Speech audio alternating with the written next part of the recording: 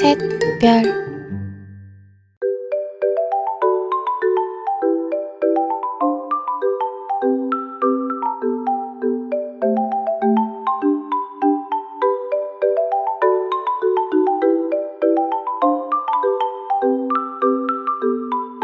Baik, Bismillahirrahmanirrahim. Assalamualaikum warahmatullahi wabarakatuh. Waalaikumsalam warahmatullahi wabarakatuh.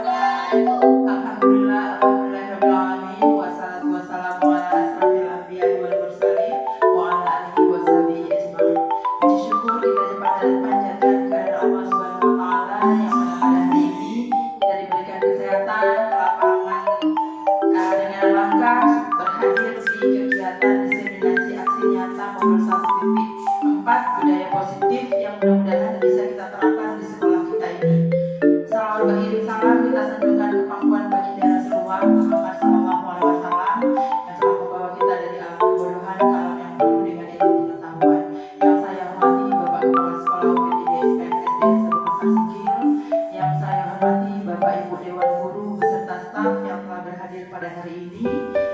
Terima kasih atas Bapak Ibu kesediaan waktunya untuk mendengarkan belajar bersama tentang budaya positif yang insya Allah akan kita terapkan di sekolah kita ini. Sebelumnya marilah kita bacakan surat Al-Fatihah guna kelancaran acara ini. Bismillahirrahmanirrahim.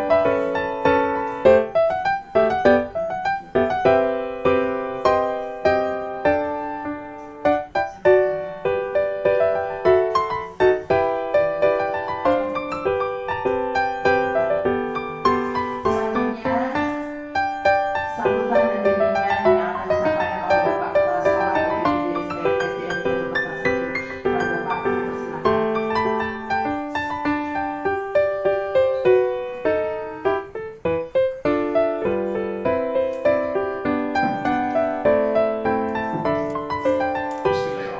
Assalamualaikum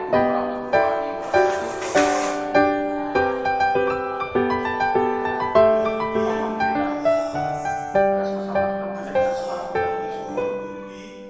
Kehadiran Allah Subhanahu wa taala yang mana pada siang ini kita akan dapat bersama-sama berkumpul di ruangan salah satu SD Negeri 1 Pasar Singkil. Selamat dari salam dan kita sampaikan kepada Guru Nabi besar Muhammad SAW. Pada hari ini kita telah bersama-sama berkumpul di sini untuk melaksanakan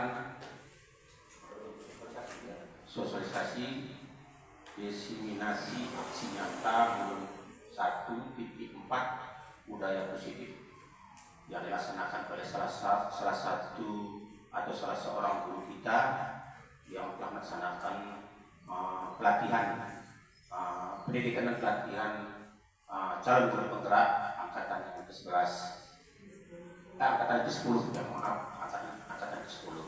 Jadi di sini perlu kami sampaikan di sini sudah ada temanya budaya positif.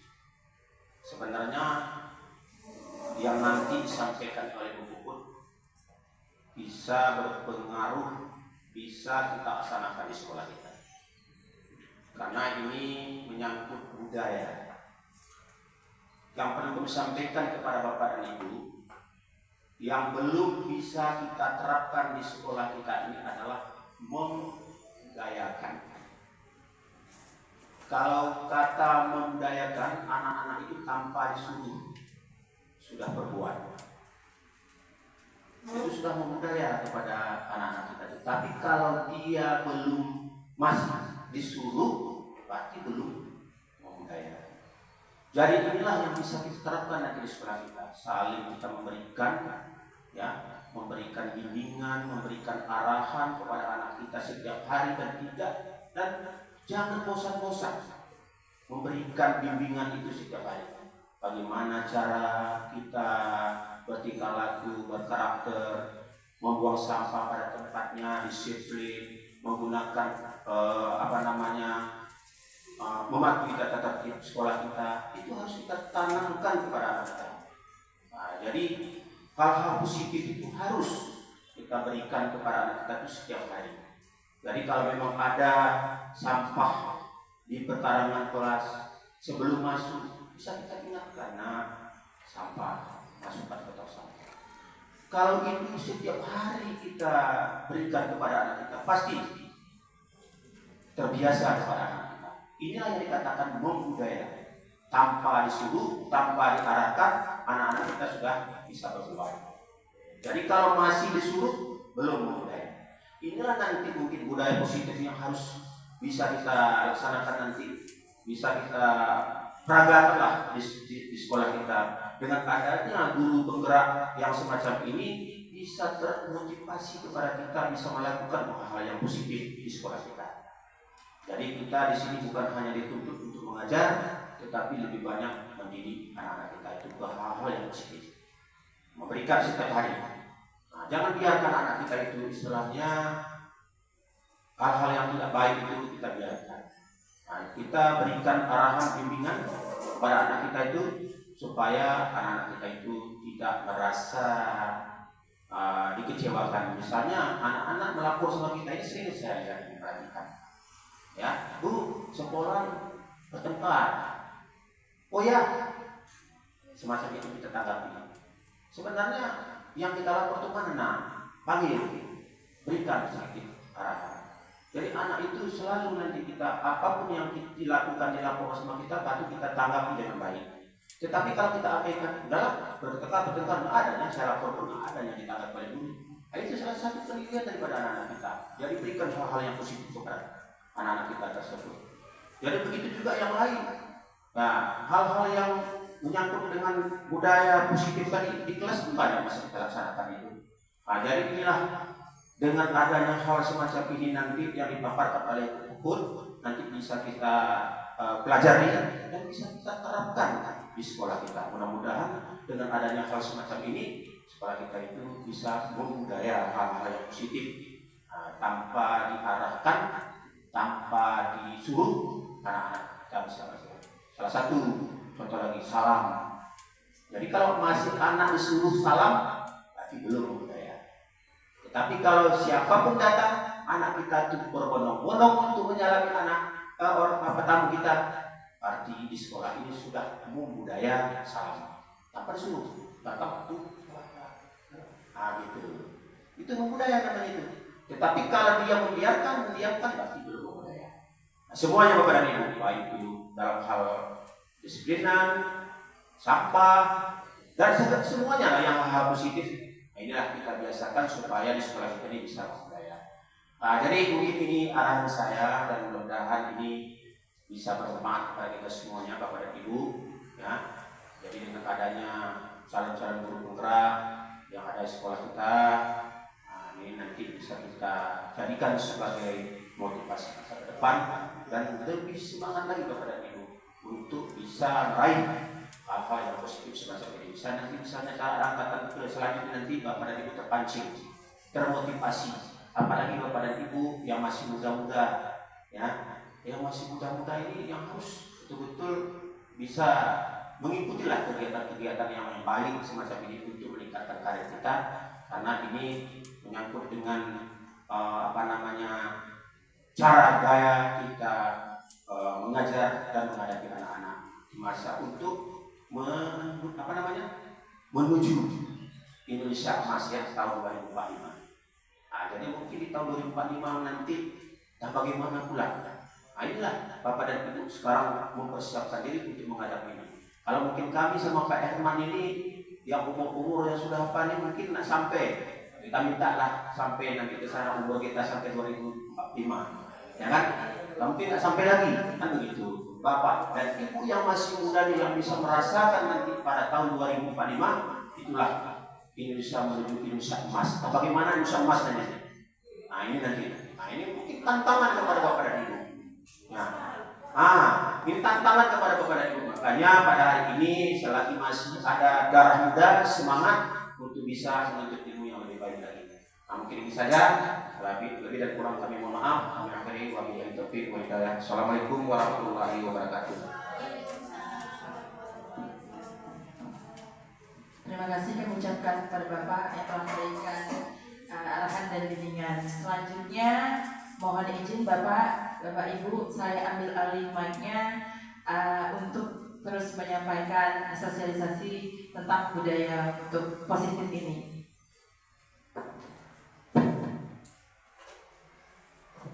Baik, di sini budaya positif tentunya kalau kita bayangkan Bapak Ibu adalah sesuatu yang baik, sesuatu yang memiliki dampak yang begitu baik kepada kita sebagai guru maupun kepada anak-anak murid kita.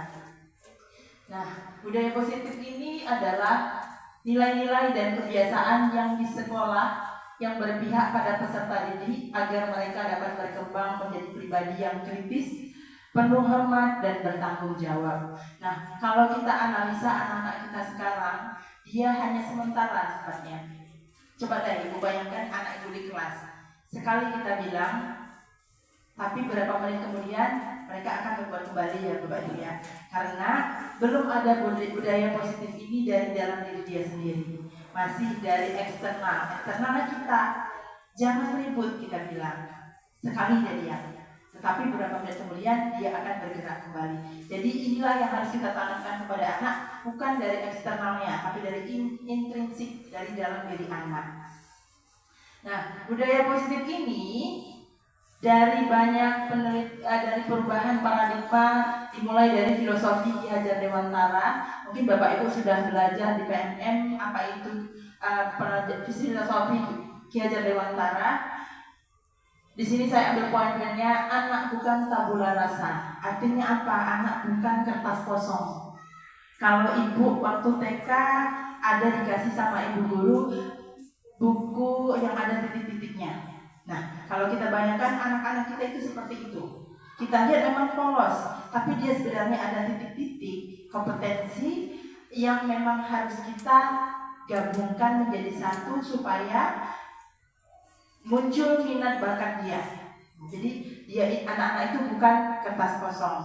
Kalau dari segi Islam memang anak itu seperti kertas putih suci ya, belum artinya apa? Dari segi keagamaan dia masih bersih, belum ada dosa. Tetapi kalau dari segi pendidikannya dia sudah ada minat dan bakatnya. Tinggal kita sebagai guru menyatukan titik-titik tersebut dari bimbingan kita. Kemudian semua anak terlahir berkat memiliki bakat yang unik dan karakter yang masing-masing. Kemudian memiliki budi pekerti. Nah, budi pekerti itu udah ada pada diri si anak. Kalau kita tempa dengan baik, maka hasilnya baik. Tapi kalau kita tempa dengan tidak baik, maka hasilnya juga tidak akan baik. Kemudian tugas guru di sini di filosofi Ki Hajar Dewantara mengajarkan bahwa guru bertugas itu menuntun bakat tersebut agar anak tumbuh dengan selamat dan bahagia. Artinya dia bisa meraih kesuksesan dunia dan akhirat intinya. Kemudian guru diibaratkan sebagai petani perkebun, di mana anak adalah ibarat biji jagung atau biji padi. Kalau biji padi dipaksa menjadi padi, bisa tumbuh Bapak Ibu? Bisa? Jagung dipaksa tumbuh jadi padi? Tidak akan bisa. Jadi biji padi akan tumbuh seperti padi. Kemudian jagung ditanam juga akan seperti jagung. Tapi bagaimana cara kita merawatnya? Kalau jagungnya mau super, maka ketika kita didik si anak tadi harus super juga kita. Tapi kalau biasa aja cuma disiram, tidak dikasih pupuk, tidak diapa-apakan, maka dia akan tumbuh dengan status mati sedak, maka hidup segan mati tak mau. Kemudian guru menuntun peserta didik sesuai kodrat dan alam dan kodrat zaman. Tentu kita kodrat alam itu sesuatu yang ada pada diri anak, mulai dari budi pekertinya, karakternya. Nah, sedangkan kodrat zaman kita ini sekarang udah di posisi Gen Z, posisi di mana anak-anak sudah berada di fase dengan digitalnya. Jadi kita harus memposisikan kita sebagai guru yang sesuai dengan zaman. Kalau anak misalnya kita didik dengan gadgetnya, berarti gadgetnya itu harus ada pendampingan dari orang tua. Arahkan ke arah yang positif. Boleh gunakan gadget tapi arahkan ke arah yang positif. Maka itulah dibilang dengan kodrat alam dan kodrat zaman. Kemudian berpihak pada anak dalam setiap pembelajaran. Kalau dulu kita yang berceramah di depan, anak harus mengikuti kita, tapi sekarang kita berpihak pada anak. Mungkin sebelum-sebelumnya kalau pakem juga seperti itu dulu, anak yang bermain peran, kita hanya sebagai fasilitator. Jadi subjeknya itu adalah anak-anak yang melakukan kegiatan, kita yang memantau. Nah, jadi seperti itu. Jadi setiap pembelajaran kita harus berpihak pada anak. Kebutuhan anak seperti apa? Nah, sesuaikan dengan kebutuhan anak tadi.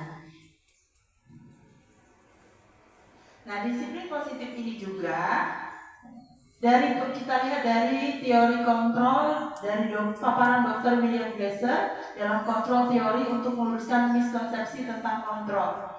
Ilusi guru mengontrol murid. Jadi ilusi kita tuh kita bisa mengontrol murid. Nggak boleh ini, nggak boleh itu, harus ini, harus itu. Sebenarnya nggak bisa. Karena kalau kita lakukan hanya beberapa menit. Mungkin ibu dan bapak sudah alami di kelas, saya juga. Kemudian bahwa kritik dan membuat orang merasa bersalah dapat menguatkan karakter. Ternyata tidak. Mengalahkan, kalau kita kritik, kadang ada orang yang menjadi down. Dia tidak mau berbuat lagi, apalagi anak-anak. Kemudian ilusi bahwa semua penguatan positif efektif dan bermanfaat ini juga bisa mengakibatkan dampak. Ternyata tidak benar. Ternyata kalau dulu saya pelajari di D2, penghargaan itu bisa memotivasi anak. Tapi sekarang terlalu banyak penghargaan pada anak pun tidak bisa. Karena sekali DDA kalau dikasih hadiah, kalau disuruh lagi dia tidak mau. Nggak mau, nanti nggak ada hadiahnya. Ternyata anak-anak itu sekarang seperti itu. Kenapa? Pengaruh zaman ya juga. Jadi terkadang penguatan dan penghargaan bisa jadi hukuman bagi dia sendiri.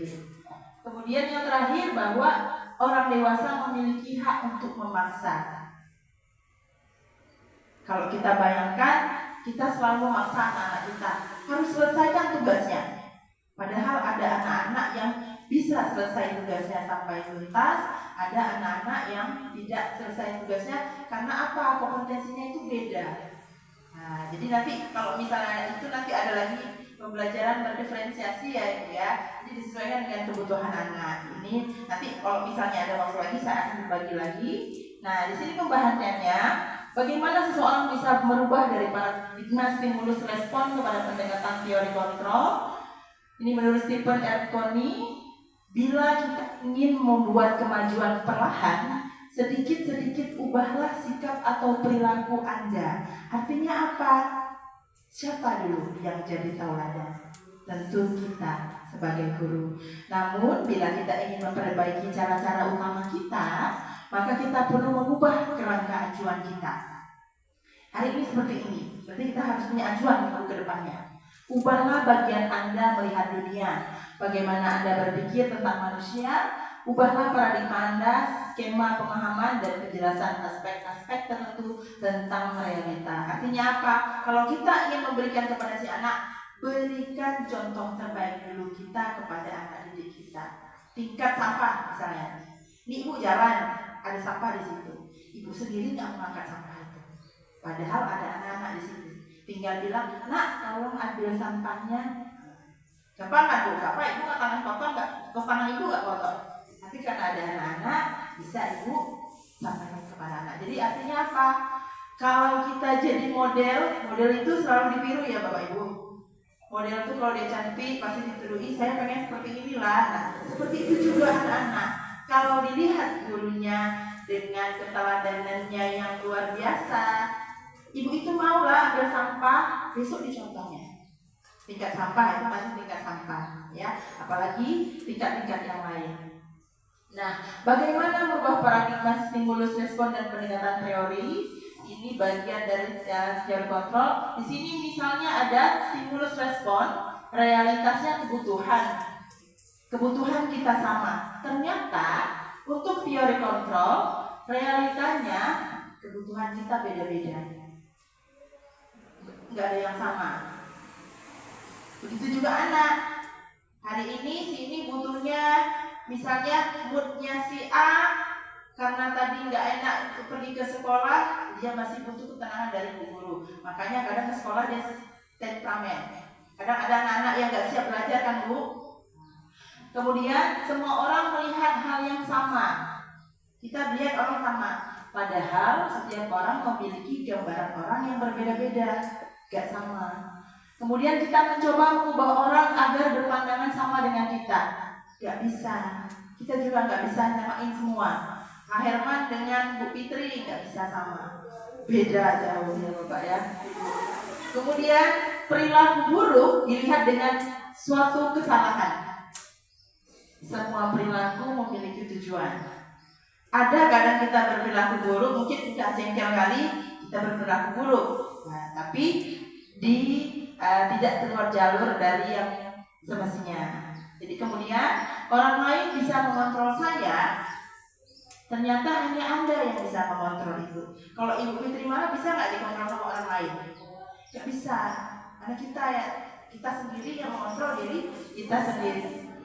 Kemudian saya bisa mengontrol orang lain. Saya bisa mengontrol orang lain. Bisa nggak Bu kira-kira? Nggak bisa. Anda juga nggak bisa mengontrol diri orang lain. Kemudian pemaksaan ada pada saat dibujuk. Pemaksaan ada pada saat bujukan gagal. Kemudian kalau kita paksa, sukses nggak kita Bu? Dipaksa harus? Enggak, maka akan gagal. Nah ternyata diperlukan kolaborasi dan konsensus menciptakan pilihan-pilihan baru. Nah inilah paradigma tentang pendekatan teori kontrol. Nah dikaitkan dengan disiplin positif. Jadi materi budaya positif itu ada 5 ya Bu. Disiplin positif ada, teori kontrol. Nah di sini disiplin positifnya, disiplin itu kata disiplin. Nah artinya belajar. Kalau kita lihat dari katanya, kita harus disiplin. Itu udah kepaksaan ya Bu. Padahal sebenarnya disiplin itu belajar. Disiplin mengacu pada diri yang memiliki tanggung jawab terhadap apa yang dilakukan berdasarkan nilai-nilai yang diyakini. Kemudian disiplin positif merupakan salah satu cara penerapan disiplin yang bertujuan untuk menumbuhkan kesadaran serta memberdayakan peserta didik tanpa imbalan, penghargaan atau reward, ancaman atau hukuman. Kadang kita suruh disiplin anak, besok kalau nggak pakai dasi, ibu suruh cuci WC, pasti ada seperti ancaman kan? Nah, disiplin ini sebenarnya tidak boleh ada ancaman dan penghargaan. Kalau penghargaan paling cuma kita bilang terima kasih. Terima kasih ya sudah tidak terlambat hari ini. Terima kasih ya sudah mengutip sampah hari ini. Maka kata-kata itu akan memotivasi si anak tadi. Bukan penghargaan. Siapa yang mengutip sampah itu kasih permen. Tidak. Nah, makanya penghargaan bisa menjadi hukuman bagi si anak sekarang. Kemudian sebagai pendidik tujuan kita adalah menciptakan peserta didik yang memiliki disiplin dari diri sehingga mereka berperilaku mengacu kepada nilai kebajikan universal dan memiliki motivasi intrinsik. Berarti disiplin itu kita munculkan dulu dari dalam diri anak, bukan paksaan. Jadi mudah-mudahan dari ini nanti kita bisa kerjasama Bapak Ibu, pohon ajaran baru kita kuatkan budaya positif di sekolah kita. Kemudian dalam perubahan perilaku ke arah yang lebih baik, disiplin tadi. Nah, nilai-nilai kebajikan itu apa? Kita sudah terapkan mulai dari profil pelajar Pancasila, beriman bertakwa kepada Tuhan Yang Maha Esa, berakhlak mulia, berkebinekaan global, gotong royong, mandiri, kreatif dan bernalar kritis. Kemudian ada program PYP, toleransi, rasa hormat, integritas, mandiri, menghargai, antusias, empati, keingintahuan, kreativitas, kerjasama, percaya diri dan komitmen. Kemudian ada keterampilan hidup, itu nilai-nilai universal kebajikan, dapat dipercaya, lurus hati, pendengar dan yang aktif, tidak merendahkan orang lain dan memberikan yang terbaik pada diri kita. Kalau dulu kurikulum 13 itu pada aspek spiritual sama afektifnya sudah terang semuanya. Tapi tahun ini mungkin digencarkan sekali karena nomor 1 karakter dan karakter lagi. Kemudian Kemudian, nah, masuk kita ke kebutuhan untuk yang disiplin positif. Disiplin positif ini artinya apa? Kalau misalnya kita ingin tanamkan ke anak tadi, jangan jadikan dia tekanan, hukuman bagi dia, bukan ancaman bagi anak, tapi keyakinan diri dia. Kalau kedisiplinan itu memang diperlukan ketika dia di rumah maupun di sekolah maupun di masyarakat. Jadi nanti mudah-mudahan kita bisa tanamkan. Tapi ada selanjutnya keyakinan kelas bisa kita terapkan di situ. Untuk yang disiplin bisa apa Bu? Ada yang ingin menyampaikan pendapat? Ya, di sisi terakhir aja nanti ya, boleh Bu jawabnya apa? Nah, berikutnya di budaya positif di sini ada kebutuhan dasar manusia. Kebutuhan dasar manusia itu suatu hal yang dimiliki seseorang agar dapat bertahan hidup, di mana banyak keluarga bahkan tidak mampu memenuhi kebutuhan hidup pokok untuk semangat hidupnya. Nah, di sini kebutuhan dasar manusia itu ada 5. Bertahan hidup, kasih sayang, kebebasan, kesenangan, penguasaan. Penguasaan itu seperti dia, karena anak-anak kan mau main, dia pengen berkuasa. Ini teman-temannya ini aja dia main berkuasa. Kemudian bertahan hidup. Oke, yang ini. Nah, bertahan hidup itu pakaian, makanan, tempat tinggal, keamanan dan kesehatan. Tentu kita dan anak didik kita perlu kebutuhan bertahan hidup. Kemudian kasih sayang. Kasih sayang dan rasa diterima. Di sini rasa diterima, dipedulikan, berbagi, kerjasama. Kasih sayang ini, kalaulah ada anak-anak yang di rumahnya memang kurang kasih sayang, artinya mungkin ada adiknya, jadi mamanya lebih terfokus sama adiknya, sehingga ketika di sekolah anak-anak itu mencari perhatiannya dengan berbuat, entah mengetok meja di kelas, bermain sama teman sampai memukul teman. Jadi dia membuat cara supaya orang tua di sekolah, yaitu guru, merespon si anak tadi supaya mendapatkan kasih sayang. Jadi anak-anak itu dia melakukan sesuatu tuh mungkin ada sesuatu di rumahnya. Salah satunya tadi kasih sayang. Kemudian penguasaan, di mana di sini berkaitan dengan harga diri, keinginan untuk dianggap, kemudian memimpin dan berprestasi. Kalau misalnya dia udah berprestasi kan pasti rasanya senang kali ya kan? Hari ini saya dapat 100, itu udah bagian dari penguasaan. Kemudian harga dirinya, kalau harganya dirinya, kadang ada anak-anak, hari ini saya dipukul Bu, saya diejek, berarti harga dirinya kadang terasa jatuh. Itu bagian dari penguasaan. Kemudian kebebasan, ini berkaitan dengan mandiri. Tentu kalau mandiri selalu kita kaitkan di dalam pembelajaran. Memiliki pilihan, mencoba hal baru, mampu mengendalikan. Di sini kebebasan anak-anak. Makanya anak-anak kadang, apalagi kalau anak-anak yang masih kelas 1 SD ya, memang SD 1-6, mereka inginnya bebas. Bebasnya tapi terkoordinir oleh gurunya, bagaimana cara memberikan pembelajaran kepada si anak. Kemudian yang terakhir kesenangan.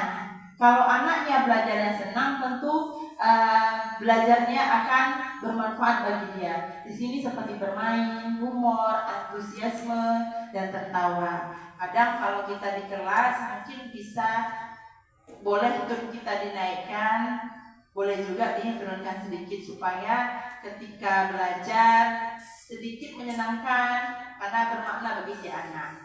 Tidak hanya di dalam, boleh di luar juga kegiatannya.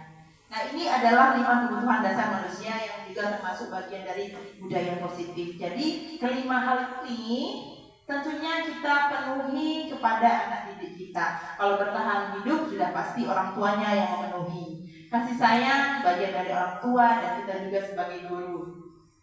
Kemudian penguasaan, menghargai harga diri juga kita sebagai guru untuk memberikan memotivasi anak agar harga dirinya lebih baik. Kemudian keinginannya dianggap, keinginannya misalnya nih seperti tadi contohnya ya, ingin dia Bu, yang tadi sudah disampaikan Bapak, ada anak-anak bertengkar, respon guru kurang.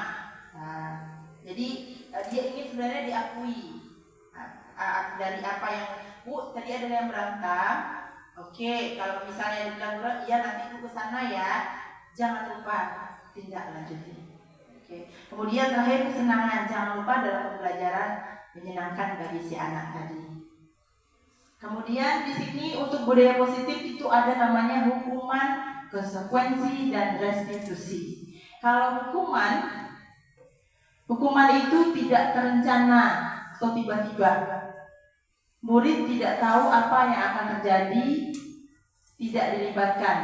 Murid tidak tahu apa yang akan terjadi dan tidak dilibatkan. Kemudian bersifat satu arah, hanya siapa yang salah itu yang kita kasih hukuman.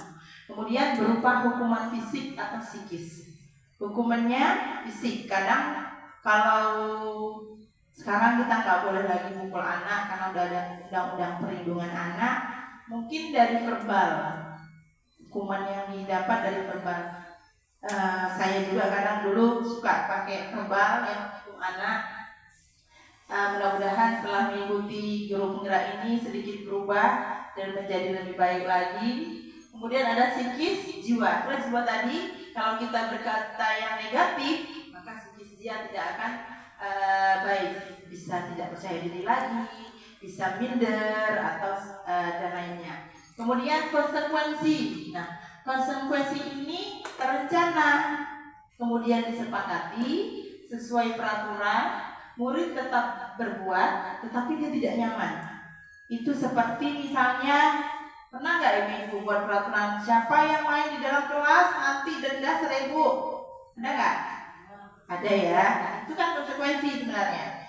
Direncanakan, berarti ada direncanakan ya Bu ya. Tapi anak-anak itu merasa terpaksa ternyata. Jadi dia tidak nyaman. Sebenarnya dia pengen anak-anak yang bebas, tapi kita juga ingin anak-anak itu tahu aturan sebenarnya. Itu termasuk konsekuensi. Nah, sikap guru selalu memonitor siapa tadi yang main di kelas.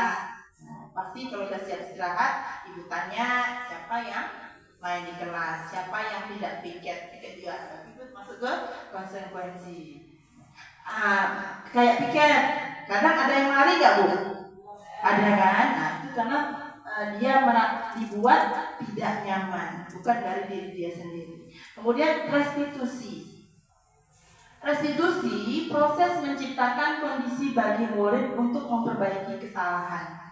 Ini sering kita alami kalau anak-anak berbuat kesalahan di kelas maupun ketika istirahat maupun ketika kita dalam pembelajaran. Kemudian proses kolaboratif yang mengajarkan murid untuk mencari solusi sendiri. Nah, restitusi ini sendiri Bapak Ibu, cara bijak ketika kita menyelesaikan masalah kepada anak.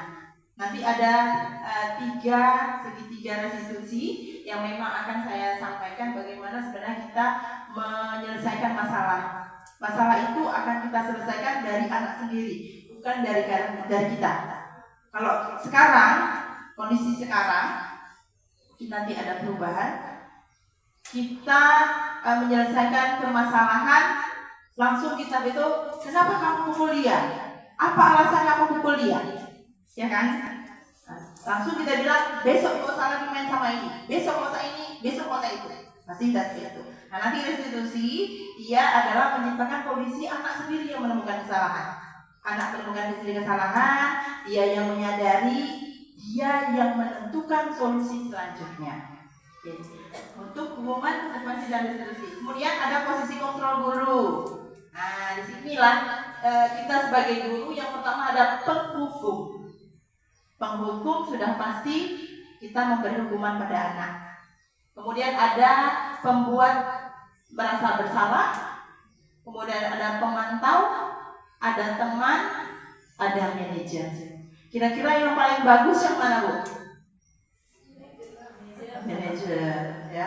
Anak mengumpulkan semua. Ya, kita lihat satu-satu seperti apa ini contoh penerapan 5 posisi pada guru. Di sini ada kasus siswa tidak memakai atribut lengkap saat upacara bendera.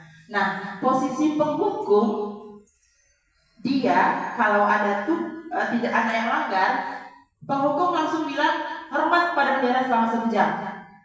Itu langsung dikasih hukuman. Nah, kemudian pembuat merasa bersalah. Berapa kali ibu bapak harus memberitahu kamu kalau selalu saja mengecewakan ibu dan bapak? Itu dari peran kita. Jadi dari kata-kata itu membuat kita merasa, anak kita menjadi merasa bersalah. Udah dibilang nggak dengar, diulang juga lagi.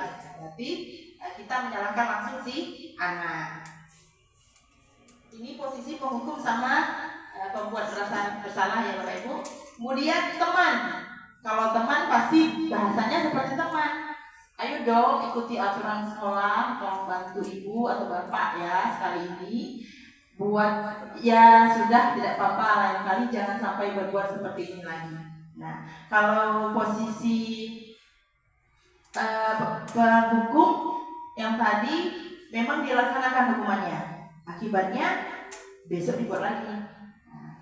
Kalau yang merasa bersalah juga hampir sama posisinya dengan yang penghukum tadi. Anak hanya sementara sifatnya, lalu dia berbuat lagi keesokannya. Kalau teman, dia menyepelekan kita karena seolah-olah kita temannya. Nah, jadi tidak ada rasa menghargai.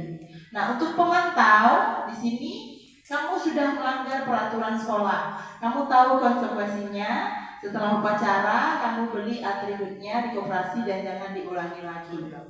Masih sama, agak menyalahkan juga, dan anak bisa mengulangi lagi perbuatannya. Tetapi tetap dipantau sama bu gurunya. Nah, kalau manajer, apakah kamu tahu kira-kira kesalahanmu apa? Jadi kita nggak tanya, langsung kita fitnah si anak, tapi kita tanya. Tahu kenapa ibu panggil hari ini?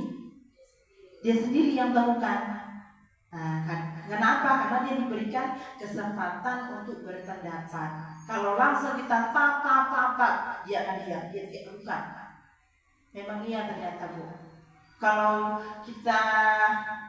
saya udah ada 2 kasus di sekolah di kelas. Saya nggak bilang lagi kenapa kamu pukul dia, tapi saya tanya, tahu kenapa dipanggil? Tahu, ternyata dia sendiri yang mengakui apa kesalahannya. Kemudian bagaimana kamu memperbaiki kesalahanmu? Kita tanya sendiri cara dia memperbaiki kesalahannya seperti apa, maka dia akan selesaikan sendiri. Jadi apa? Manajer ini tugasnya menimbulkan yang ada di dalam diri si anak supaya dia itu tahu dampak apa yang dia lakukan, tahu apa yang harus dia lakukan setelah dia berbuat salah. Jadi posisi manajer mudah-mudahan bisa kita raih posisi yang manajer ini ya, sehingga dampak dari posisi manajer budaya positif akan tercapai di sekolah kita. Amin. Nah di sini kira-kira posisi kontrol apa ini? Aku tidak pernah benar melakukannya. Kamu tidak pernah benar melakukannya. Tadi ada pemarah, penghukum, kemudian pemantau, teman, pembuat rasa bersalah, sama manajer. Kira-kira kalau ini kamu tidak pernah benar melakukannya. Iya, bagus. Tepuk tangan baru Fitri. Ya, karena kan di sini anak tidak pernah benar. Intinya kita kan menyalahkan anak-anak tadi kan. Yes, bagus. Kemudian apa rencanamu untuk menyelesaikan masalah ini? Apa Bu Juli? Oke, bagus. Tepuk tangan Bu Juli, manajer. Karena kita membangkitkan sendiri kepada si anak, apa sih yang harus dibuat selanjutnya? Ayolah lakukan demi Bapak Ibu ya. Teman, oke. Tepuk tangan dulu sekarang nih. Ya. Nah, itu tadi untuk posisi kontrol tadi. Jadi mudah-mudahan posisi kita bisa di posisi manajer ya Bapak Ibu. Kalaupun ada masalah, selesaikan dengan bijak. Jangan kita yang menyalahkan anak, tapi tunggu dengan apa yang Anda sampaikan. Nah, selanjutnya itu ada keyakinan kelas. Keyakinan kelas inilah yang kita buat sebagai keyakinan pada si anak, mulai dari datang dia datang masuk ke pagar sekolah sampai di kelas sampai dia pulang lagi. Nanti mudah-mudahan bisa diterapkan. Mengapa keyakinan kelas? bukan peraturan kelas. Ada yang bisa menyampaikan pendapatnya? Mengapa keyakinan kelas? Mengapa bukan peraturan kelas?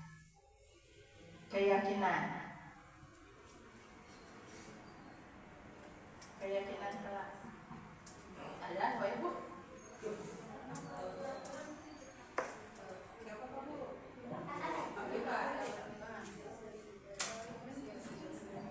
Kalau menurut saya, mengapa digunakan kata keyakinan? Kalau menurut saya itu keyakinan itu tanpa ada unsur paksaan, karena dari dalam diri sendiri seperti ada rasa keterpaksaan harus dilaksanakan, kalau tidak kena sanksi atau sebagainya. Ya, saya rasa itu untuk perbedaannya. Tepuk tangan Bapak Ibu. Iya, ternyata sangat benar sekali ya. Keyakinan kelas itu datangnya dari diri sendiri, nggak ada dipaksa. Anak-anak udah tahu, anak-anak udah yakin. Sama kayak kita meyakini Allah. Kita nggak dipaksa untuk meyakini Allah. Allah itu ada, tapi kita udah yakin Allah itu ada. Begitu juga anak-anak. Anak-anak pasti kalau ditanya siapa yang ciptakan tumbuhan, langsung dia jawab Allah. Berarti dia udah yakini. Nah, saat ini posisi kita berusaha untuk supaya keyakinan kelas kita mulai Bapak Ibu. Kemudian, peraturan kelas itu posisinya sebagai paksaan. Kamu harus ini, kamu harus itu, maka menjadi beban bagi si anak tadi. Jadi mudah-mudahan nanti di posisi keyakinan kelas ini kita berjibaku ya. Nanti di semester di ajaran baru kita buat keyakinan kelas kepada anak-anak, karena dari kelas itu akan berdampak pada sekolah kita sendiri. Oke, nah bagaimana pembentukan keyakinan kelas? Di sini bersifat abstrak, berupa pernyataan universal. Tadi kan ada yang saya sampaikan sebelumnya, nilai-nilai universal tadi kan Bapak Ibu, yang menghargai, toleransi, itu. Kemudian dibuat dalam pernyataan positif, sedikit saja agar mudah dimengerti, sebenarnya diingat, sesuai dengan kondisi kelas dan sekolah, sehingga mudah diterapkan semua warga sekolah, warga kelas, dan dilibatkan saat membuat keyakinan kelas. Saya juga sudah praktekkan tadi karena memang diminta tindak lanjutnya dari Bapak fasilitator dan PP supaya keyakinan kelas ini diterapkan. Jadi ternyata kami belajar ini juga harus diterapkan di sekolah. Jadi caranya seperti apa nanti? Misalnya Bapak Ibu membuat keyakinan kelas, kan kita sampaikan dulu apa itu keyakinan kelas. Kemudian kira-kira keyakinan kelas apa yang harus kita jalankan? Anak-anak satu persatu harus memberikan satu pendapatnya. Misalnya datang tepat waktu. Oke, mereka dapat satu. Setelah itu Bapak tempelkan di depan. Sama seperti pakai kertas apa nanti yang warna-warni boleh tempelkan di depan. Kan kadang ada kata-katanya belum positif. Arti kata-kata belum positif seperti tidak boleh datang terlambat. Nah, kata-kata keyakinan itu tidak boleh negatif, harus positif. Tidak boleh datang terlambat, kita ganti dengan datang tepat waktu. Oke. Kemudian tidak membuang sampah sembarangan. Masih ada kata tidaknya kan? Itu nggak boleh. Jadi kan? Iya, bagus Bapak. Buang sampah pada tempatnya. Kemudian tidak boleh ribut ketika guru menjelaskan, misalnya.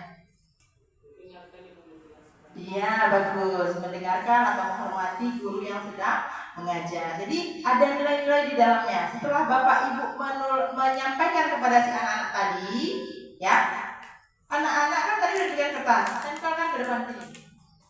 Kalau kalimatnya belum positif, sama-sama juga dimusyawarahkan. Kira-kira ini udah positif atau belum? Nah, setelah seperti ini, dibuat sini yang positifnya. Setelah dari yang positif, bawa ke nilai-nilainya tadi. Misalnya tadi datang tepat waktu. Datang tepat waktu itu kira-kira nilai universalnya apa Bu? Disiplin ya. Disiplin. Jadi nanti akhirnya seperti yang tampak pada gambar, di keyakinan kelas itu katanya pendek tapi mendalam. disiplin. Jadi tadi dari yang katanya yang abstrak, kata-katanya tadi bilang kan abstrak.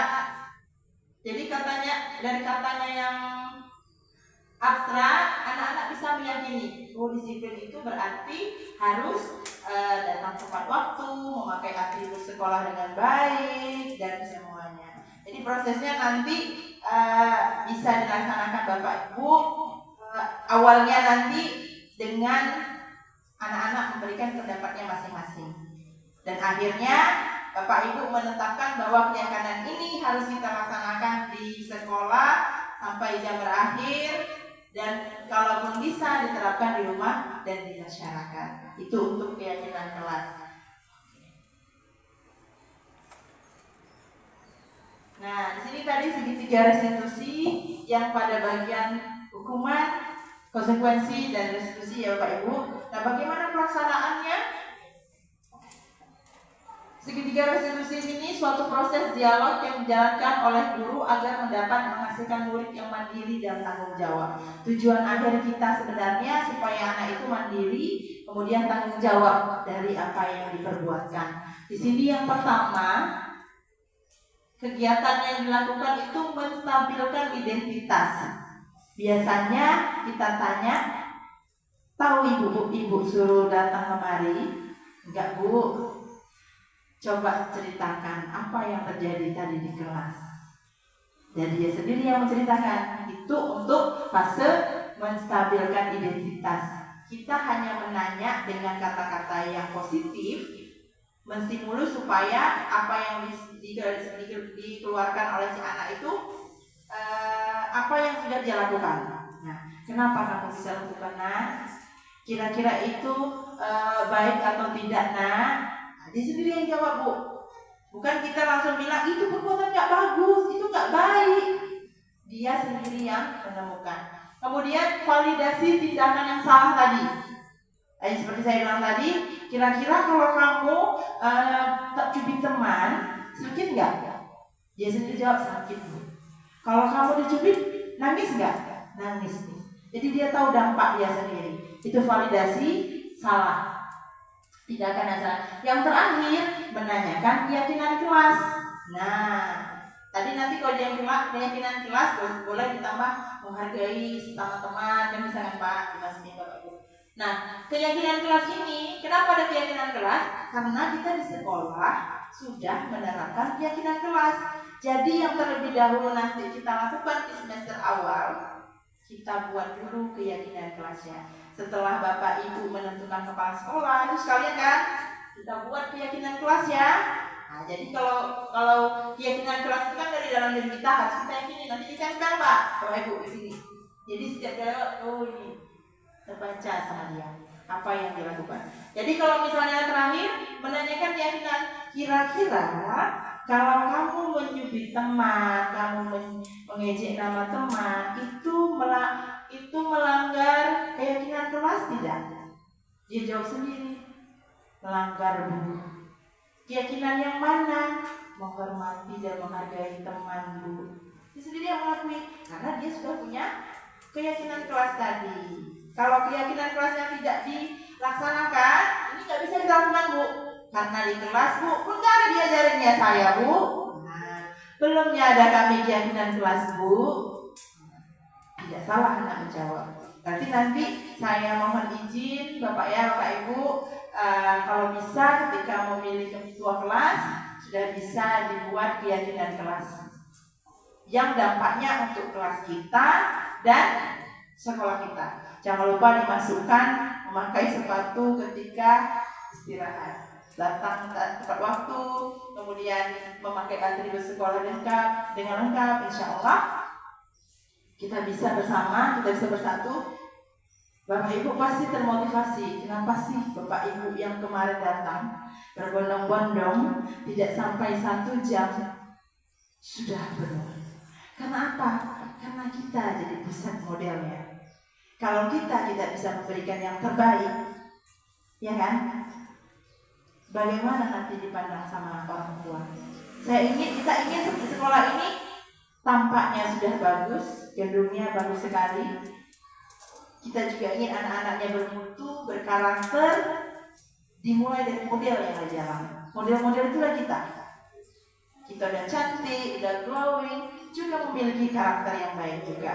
Contoh yang baik, tauladan yang baik. Iya loh Bu, dulu saya waktu di SD di Garut, Banda Aceh, itu kalau waktu dulu masih gadis, saya kalau pergi bajunya coklat, sepatu coklat, jilbabnya coklat, tas saya juga coklat. Jadi ada anak-anak Bu Puput, banyak kali tas Bu Puput ya. Tiap hari sama aja semuanya. Maulah saya kayak Bu Puput, gitu. Padahal yang saya beli tas 300, 30.000 satu. Ya, nggak bisa cantik lagi ya Bu, karena harus pakai bawa laptop. Tapi ini mungkin jadi motivasi bagi kita. Saya ajak lagi supaya apa? Saya ingin sekolah ini maju. Tidak hanya Bapak Kepala, kita sama-sama bersatu, bergotong royong memajukan SD1 ini. Karena apa? Di luar dengungannya kecil kali Bu. SD1 ini, SD1 ini. Kalau ada yang negatif dari kita, bisa tertutupi dari dampak mutu kita, dari dampak karakter kita. Itulah tadi. Nanti insya Allah di ajaran baru, mudah-mudahan kalau nanti misalnya Bu kayak mana caranya Bu, nanti bisa saya ajarkan, saya pandu bagaimana cara membuat keyakinan keras tadi. Intinya kata terakhir ada seperti disiplin, menghormati, menghargai, ya, jadi seperti itu. Untuk yang restitusi baru kita bisa laksanakan. Intinya apa? Kalau restitusi, munculkan pertanyaan yang bisa memotivasi anak untuk mengakui, menyadari secara mandiri dan bertanggung jawab atas apa yang dia perbuat. Bukan menyalahkan si anak ya Bapak Ibu. Nah di sini menstabilkan identitas. Berbuat salah itu wajar. Tidak ada manusia yang sempurna. Memang harus disuruh apa ya? Kalau bahasa Jawanya yang filosofi ya hajar dewantara legowo ya Bu ya. Harus ajawanta dibilang. Nah, berbuat itu wajar. Kayak misalnya bertengkar sama teman.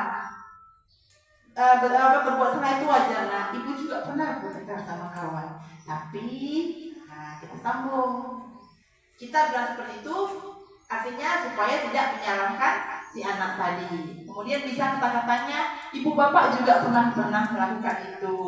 Ibu bapak tidak mau mencari siapa salah, tapi ibu bapak ingin mencari solusi dari permasalahan ini. Jadi kata-katanya yang bijak, kata-kata yang bisa memotivasi si anak untuk menyampaikan kesalahan yang dia perbuat. Kemudian validasi tindakan yang salah, kamu pasti sudah tahu alasannya melakukan hal itu. Nah, dia sendiri yang melakukan, dia sendiri yang memvalidasi. Dan terakhir tadi keyakinan kelas, ternyata ada bunganya. Ada keyakinan kelas kita. Apa keyakinan kelas yang sudah kita langgar? Seperti yang saya bilang tadi, tanyakan sama dia sendiri yang menjawab. Di awal berarti keyakinan harus sudah dibuat. Oke, sedikit yang tentang penghargaan tadi.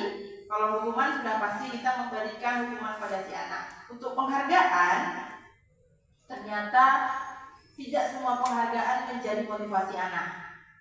Sekarang bisa menjadi hukuman bagi si anak. Kemudian bisa menurunkan motivasi dia belajar. Karena apa? Karena anak yang selalu diberi penghargaan akan merasa remeh. Nah, kalau nggak dikasih penghargaan dia nggak mau lagi. Nggak dikasih hadiah. Nah, cuma bagusnya. Nah, jadi kalau mereka sudah melakukan yang terbaik, jangan lupa ucapkan terima kasih. Artinya apa? Kebiasaan. Kalau bisa melakukan bahwa si anak tadi sudah melakukan hal yang terbaik, tapi bukan berarti harus sedikit-sedikit kasih permen, kasih ini, jangan. Gak usah Bapak Ibu, ternyata berdampak negatif. Boleh sekali-sekali ya akhir semester dibagi rata dengan hadiah semua, supaya tidak ada terjadi kesenjangan. Ternyata kalau misalnya dikasih penghargaan, dia dikasih hadiah, saya nggak kasih hadiah, besok si anak yang dikasih hadiah nggak mau dilakukan. Nah, jadi seperti itu. Sebelum saya tutup, ada Bapak Ibu ingin menyampaikan sesuatu, refleksi atau membalik? dari apa yang saya sampaikan, mungkin 1-2 orang menyampaikan dari budaya positif yang telah saya sampaikan. Ada Bapak Ibu?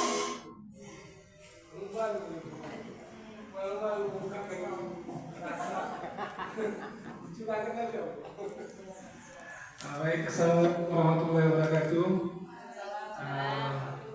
Terima kasih kepada Ibu Puput sebagai CGP Angkatan 10. Ilmu yang sangat bermanfaat hari ini tentang budaya positif yang kita di sekolah. Mungkin tadi saya mendapat tentang keyakinan kelas. Ini hal baru. Memang kita sering mendengar kata yakin. Hal itu bisa rupanya kita terapkan di kelas untuk mendisiplinkan, untuk menularkan budaya positif kepada anak-anak kita.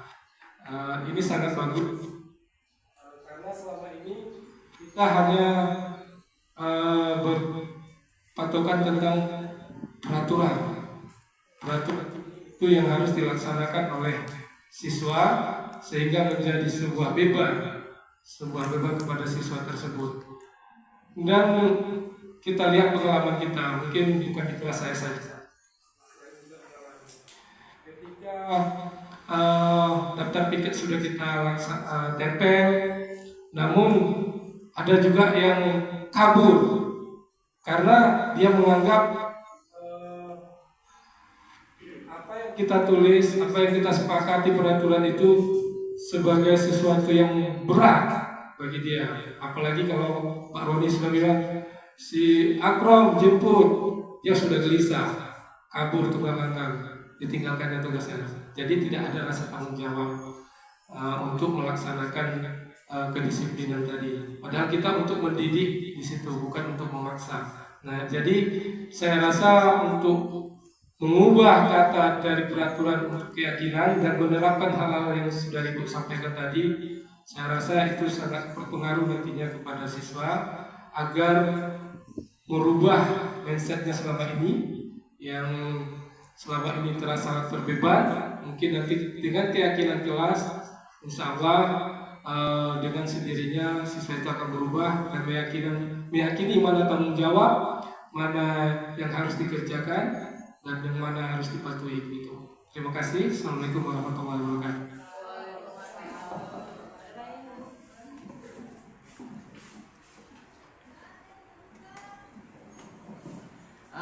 Sama juga seperti Pak Karya tadi menyebut, aturan yang ada di kelas itu memang atas kesepakatan bersama, tetapi karena keyakinan yang ada ini, jadi bisa kita laksanakan nanti ke depannya. Apa yang kita laksanakan berdasarkan keyakinan atau pendapat dari anak-anak murid semuanya. Harus kita laksanakan seperti itu. Selama ini kan kita nih yang buatkan, ya aturan di kelas begini-begini. Tetapi nanti ke depannya kita sama-sama lagi menyampaikan sama anak apa aturan menurut keyakinan mereka yang bisa mereka laksanakan sesuai yang mereka ajukan. Terima kasih. Baik, terima kasih Bapak Ibu. Senang mendengarnya. Mudah-mudahan kita tidak hanya saya kepala sekolah yang berkontribusi, mudah-mudahan Bapak Ibu yang lain juga bisa berkontribusi dan kerjasama. Yuk, mari kita tingkatkan budaya positif di sekolah kita. Dengan semangat Bapak Ibu, insya Allah sekolah kita bisa melahirkan anak-anak yang berkarakter. Karena apa? Kita modelnya dulu yang berubah menjadi baik, maka anak-anak akan menjadi lebih baik. Intinya apa? Pada keyakinan dulu nanti kita ubah. Ya Bapak Ibu. Nah, posisi kita harus di mana tadi? Manajer. Nanti mudah-mudahan jadi manajer perusahaan. Oke. Baik, terima kasih atas waktunya. Saya selaku pemaparan sosialisasi hari ini mengucapkan terima kasih banyak-banyak. Mudah-mudahan bisa kita terapkan di ajaran baru ya Bapak Ibu. Kerjasama kita insya Allah pasti bisa. Mulai dari datang ke kelas, Jangan mulai dulu belajar kalau kelasnya masih kotor, kalau depan kelasnya masih banyak sampah. Kira-kira kalau ibu pulang ke rumah mau berantakan, emosi nggak bu? Nah, begitulah keadaanku. Jadi kalau ibu masak mau pulang rumah berserak, berantakan, kayak mana ibu mengajar ketika ruangan kelas kotor? Kan nggak mungkin ya bu. Oke, berarti apa yang di rumah bawa di sekolah. Artinya apa? Kebiasaan di rumah bersih bawalah ke sekolah, ya kan bapak ibu ya? Oke, bapak ibu ya, bapaknya juga ya. Jadi sama-sama kalau ada kotor, jangan mulai dulu pelajaran kalau belum siap anak-anaknya. Nanti ada kesiapan belajar anak, mungkin nanti berikutnya saya bisa sampaikan kepada bapak ibu apa sih yang dibilang kesiapan belajar. Apakah itu dari diri dia? Dia ada dua, dari eksternal sama internal juga. Nanti akan saya berbagi lagi. Terima kasih atas kesempatannya. Sebelum kita tutup, marilah kita mengucapkan Alhamdulillahirrahmanirrahim. Alhamdulillahirrahmanirrahim. Mudah-mudahan apa yang sampaikan bisa kita terapkan, bisa kita jadikan pedoman bagi kita semua, meningkatkan mutu pendidikan di sekolah kita, mencerdaskan anak-anak bangsa, dan tentunya menjadikan sekolah kita tetap ada di hati. Terima kasih. Assalamualaikum warahmatullahi wabarakatuh.